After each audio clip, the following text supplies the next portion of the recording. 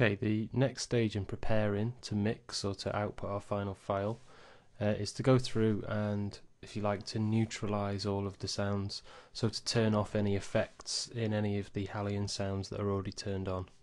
So we've already demonstrated with the drums, but obviously you'd click on this little icon once you've selected each instrument to open it up, and then look for where it says things like Hall reverb time. That's the reverb setting, and obviously you can listen to this as you're doing it.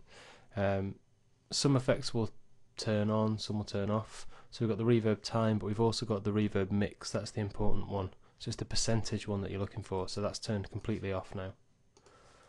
Okay, we've also got other instruments further down, so we need to check all of them. Things like the bass sound, make sure that that hasn't got any effects turned on anymore. So we're looking for the chorus. Again, I'll have a listen to that track and see what difference the chorus actually makes. So without chorus. Okay, I don't actually like that chorus. I think it makes it sound a bit naff. If I want to put chorus on, I can always set up my own chorus later, which will be a higher quality.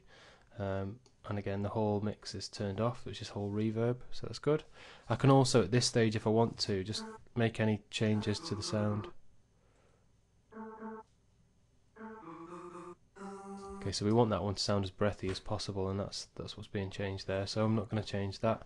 And I could experiment with each of these things, like the attack and the release, but we should have done that as we were sequencing, so there shouldn't be too many changes needed to your sounds.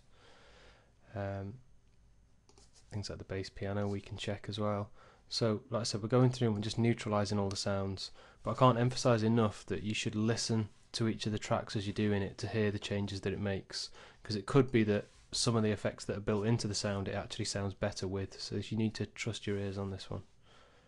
Okay, and then obviously go through for all of the other tracks, and finally once you've gone through and you've turned off all of these built-in effects.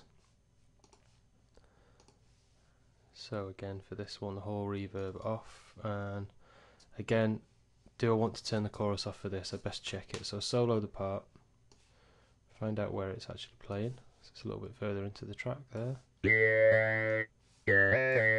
Try it without the chorus, or with chorus.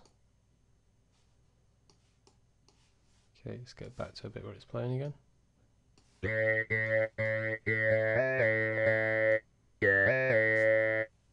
Okay, I think it sounds slightly better with the chorus, sounds a little bit more robotic and synthetic, so that's fine. But I've definitely turned off the reverb, and I could change any of these if I wanted to, like the cutoff. Okay, it's very rare that you'll need to make drastic changes to anything on the left side, it's normally things up here that you'll be changing. Okay, and then finally, what we're going to do is open up the mixer, so use the shortcut, which is F3, and we're going to reset the mixer, so it's going to turn all of our levels back to their original defaults. Any effects that you've experimented with as you were going along which might not be appropriate, we're going to turn them off. So before you press this button, make sure that you do actually want to do this and you don't want to do it manually instead. This is going to give us a neutral slate to start with. So as I click on reset, which is this button here, it's a 0 with 2 arrows pointing to the left. And as you roll over, it comes up reset mixer. So click that one. It asks me, am I sure I want to do this, because I might undo a lot of work that I've already done, and I'm going to choose yes, reset all. So that's turned off any effects that I've created. It's turned off anything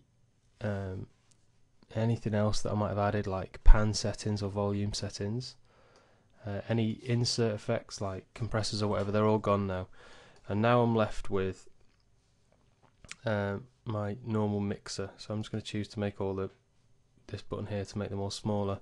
And what I'm going to do is actually turn everything right down really low. So this is the way that I'd prefer to mix, with everything sort of from the bottom upwards, so that we don't end up overloading the outputs. It's a bit boring. The more tracks you've got, the longer this takes to do. Okay, but it's important that you do go through and just turn each of these down. Okay, you see as you go along, you've got one for every channel. Okay.